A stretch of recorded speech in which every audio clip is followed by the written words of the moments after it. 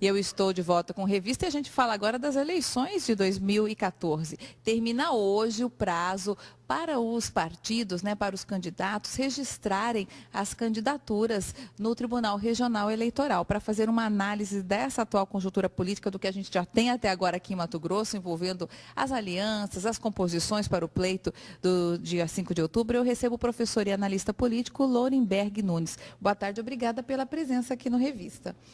Eu agradeço. Conta pra gente um pouquinho, ainda dá tempo de a gente ter mudanças do que a gente viu até essa semana, até hoje, às 7 horas da noite, que eles podem registrar? Dá pra gente ter alguma surpresa ainda? Hoje talvez não, mas no âmbito da eleição, pode mudar candidatos até 20 dias antes da eleição, ou seja, tudo pode ocorrer. Mas o que parece, pelo menos à primeira vista, é de que os 5 candidatos que já estão postos ao governo do Estado, eles se manterão, porém, com uma pequena ressalva. Na minha concepção, o Geraldo Riva é ficha suja. Porque ele alega, Aline, e o nosso telespectador, para acompanhar, para entender melhor, ele foi absolvido pelo Tribunal Superior Eleitoral no mês de março de 2012 por 2 condenações que ele havia sofrido em Mato Grosso. Condenações que referiam à eleição de 2006, uma em Tangará da Serra por abuso do poder econômico e uma outra em Santo Antônio por compra de votos. Esses dois processos, movidos pelo Ministério Público Federal, fez com que ele fosse cassado o mandato dele, inclusive 4 meses antes da eleição, ou antes de terminar o mandato dele em 2010. Esses 2 processos que ele foi condenado, ele foi absolvido pelo Tribunal Superior Eleitoral. Porém, existem outros processos que envolvem improbidade administrativa e por um colegiado. E, portanto, na minha concepção, ele enquadra, sim, e está escrito, sim, no chamado ficha suja ou ficha limpa. Mas a improbidade administrativa também causaria aí o impedimento da candidatura. Exatamente, desde que seja julgado por um colegiado. E ele o foi. Portanto, está inscrito. Agora, tudo é possível. Se você contrata bons advogados e a habilidade desses advogados é capaz de identificar brechas, lacunas, e pode simplesmente estar tocando a campanha. Vai trabalhando com liminares aí. Exatamente. Nós vamos ter duas brigas, uma briga jurídica e uma briga para conquistar votos. Pode ser uma estratégia também nisso, colocar a candidatura e ao longo dessa briga para disputar poderes para ele ser uma peça de apoio para outros candidatos? Eu, por exemplo, retiro a minha candidatura, saio, vou apoiar tal pessoa, de acordo com os interesses das alianças, o partido dele pode estar fazendo isso também com esse interesse? Essa possibilidade não é descartada, Aline, até porque enquanto nós não tivermos a avaliação da Justiça Eleitoral com relação à candidatura Riva, enquanto nós não tivermos isso, todas as possibilidades possíveis e imagináveis são sujeitas. O que a gente pode dizer que tem de novidade nos candidatos que a gente viu até agora ao governo do Estado? Ou é tudo meio que mais do mesmo? Enfim, apesar das junções, do que junta 13 partidos aqui, 12 partidos ali, 11 aqui ou menos aqui, mas é meio que todos têm a mesma filosofia. A somatória de tudo isso, Aline, mas tem um detalhe, e eu vou buscar a história para explicar, para dar uma série de explicações. Historicamente, em Mato Grosso, sempre o candidato que tem um número maior de partidos a seu favor ou na sua aliança é o candidato vitorioso nas eleições. E eu posso dar exemplos todos. Por exemplo, em 94, o Dante tinha 13 partidos políticos que o apoiavam e ele foi eleito governador do Estado. Em 98, também ele teve o maior número de partidos. Em 2002, o Blairo tinha 9 partidos na sua coligação e ele foi eleito governador do Estado em primeiro turno. Em 2006, ele passou a ter 13 partidos na sua coligação, portanto, a maior coligação naquela época, e ele foi reeleito com a maior facilidade. Em 2010, o Sival Barbosa teve 11 partidos a seu favor, e o Wilson Santos, que é um ex-prefeito, candidato a governador em 2010, teve 6 partidos, e o Mauro Mendes 4 partidos. Portanto, historicamente, o candidato que tem o maior número de partidos, ele consegue a vitória. Porém, tem um outro detalhe interessante aí, hoje.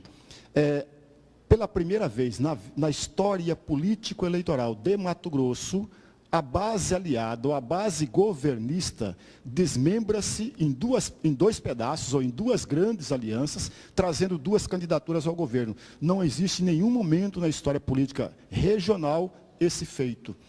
Agora, alguém poderia estar pensando, o nosso telespectador poderia estar pensando, isso é uma estratégia para empurrar a eleição para o segundo turno. Não é bem dessa forma.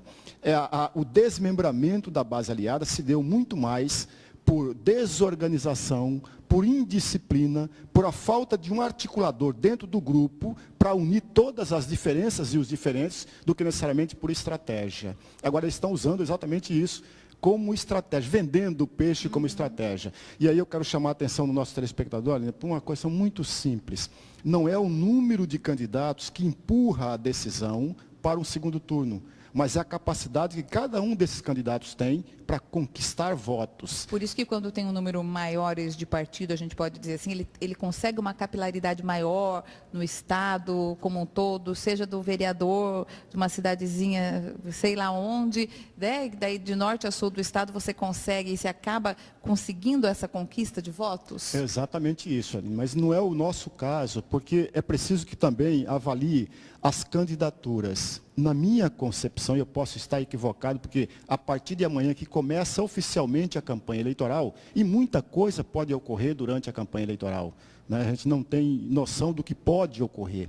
Agora, o Riva, o deputado Riva, que está saindo candidato pelo PSD, da mesma base aliada, ele não subtrai votos do Pedro Táxi. Ele não diminui os votos da conquista do grupo de oposição. Ao contrário, ele divide votos do Lúdio Cabral, porque está na mesma base aliada. E, além disso, ele divide a máquina do Estado. Ele divide as máquinas partidárias. Portanto, a vinda do Riva para a campanha não conduz a campanha, a decisão para o segundo turno. Ao contrário. Que indicaria, levaria tudo para o outro, por exemplo. Favorecia a oposição, porque a oposição aparece com 3 candidaturas. O PHS com Muvuca, o PSOL com José Roberto e o Pedro Táxi, que tem um número maior de partidos. Tem 13 partidos na sua coligação, né? Isso significa dizer o quê? Que, a grosso modo, para a opinião pública está se vendendo que um grupo é maior, portanto, tem muito mais capacidade de convencimento do que os outros partidos ou do que as outras candidaturas que não conquistaram um número maior de partidos. Agora, no caso, o Muvuca e o outro rapaz, eles entram como que, né, nesse cenário? Eles são capazes de atrair realmente votos? Ou é mais uma forma de alguns partidos ou de algumas pessoas mostrarem, nós não estamos satisfeitos e estamos entrando até como uma forma de manifestação, enfim, de mostrar que pode ter uma outra via. Eles chegam a fazer alguma cócegas nesses maiores aí?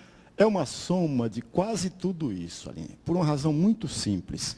Uma eleição majoritária, dificilmente um partido que concorre à disputa do governo do Estado, por exemplo, conquista o governo com um partido só. O PSOL comete o mesmo erro que no passado o PT cometeu no âmbito nacional. O PT viu e percebeu que se ele disputa sozinho ou com mais um ou outro partido, ele jamais ganharia uma eleição à presidência da República. E o PSOL comete esse mesmo erro e saindo sozinho para a disputa. O PHS tem mais um outro partido junto, mas a sua aliança é muito frágil diante das outras coligações e das outras possibilidades. Nesse sentido, eles estão muito mais como coadjuvantes do que necessariamente alguém que vai decidir uma eleição. Mas esses partidos e essas candidaturas podem obter votos daqueles descontentes, daqueles insatisfeitos, aqueles que não votariam em nenhum dos candidatos postos e votaria exatamente nele. Mas eu diria que no máximo, 3 a 4% dos votos válidos. Quer dizer, a gente deve ter uma disputa mesmo entre os 3 principais, Lúdio, Riva e Pedro Táxi. E eu vou ousar um pouco mais. Eu diria que a disputa mesmo, de fato, se ocorrer o segundo turno, coisa que eu duvido que venha a ocorrer hoje, se a eleição fosse nesse mês, dificilmente nós teríamos um segundo turno. Mas tudo pode acontecer durante a campanha eleitoral. Quem ganharia para o senhor no primeiro turno? Diria, no primeiro turno, há uma possibilidade, de acordo com todas as pesquisas, com todas as minhas avaliações, e eu não estou dizendo que eu vou votar para esse ou para aquele, enfim. mas todas as tendências estão pendendo para o Pedro Táxi. Se ocorrer uma disputa em segundo turno, nós teríamos uma disputa em segundo turno, não tenho a menor dúvida de que entre o Pedro Táxi. O Riva não entra nessa disputa ao segundo turno, se as eleições forem conduzidas para o segundo turno. Mais uma vez eu quero repetir aqui, de que tudo é possível durante a campanha eleitoral. Um fato novo pode simplesmente mudar todo o cenário que eu estou tentando desenhar agora. O que poderia ser um fato novo? A retirada de uma candidatura ou a substituição de algum dos candidatos? Eu diria Que a gente também, pode considerar? digamos, por exemplo, uma denúncia de corrupção envolvendo outros candidatos que ainda não saíram e não foram envolvidos com denúncias do passado. Pode ocorrer, por exemplo, desistências, ou erros, ou desacertos. Eu vou lembrar ao nosso telespectador que em 2012, logo no começo da campanha eleitoral, o Mauro Mendes, que é hoje o prefeito da cidade, tinha 49% em todas as pesquisas, ao passo que o Lúdio Cabral, concorrendo à prefeitura de Cuiabá, tinha 8% estando em segundo lugar. Portanto, a eleição ali estava garantida para o Mauro Mendes em primeiro lugar. No entanto, os desacertos e os erros cometidos pelo Mauro Mendes fez com que o Lúdio crescesse na campanha e, portanto, a decisão foi para o segundo turno. Então, isso tudo é possível, os desacertos. Eu digo sempre, Aline, que uma campanha eleitoral, o candidato que erra menos é exatamente aquele que tem mais chance de ser o eleito. A gente teve recentemente uma das Ararate, quer dizer, se a gente tiver um Ararate, o retorno, que era questão de financiamento exatamente de campanha, mas a gente tem aí ainda em andamento maquinários, né, que respinga diretamente no Lúdio, no próprio Riva, enfim. Se você tiver essas denúncias, essas investigações continuarem, de repente alguma ação da Polícia Federal pode ser um fato que mexe com tudo isso. Exatamente, pode mexer uma sexta edição da operação, a 7ª edição, e aí eu quero fazer uma pequena observação, que a Operação Ararate, até a 5ª edição, até o momento, não será ponto determinante nas eleições, mas durante as eleições, uma denúncia pode sim ser um fato novo e ser aproveitado por um dos candidatos, e aí você tem um cenário talvez mudando em função disso, mas não em função da Operação Ararate. Aliás, como exemplo, nós podemos pegar o Mensalão. O Mensalão não influenciou em nenhum momento nas eleições.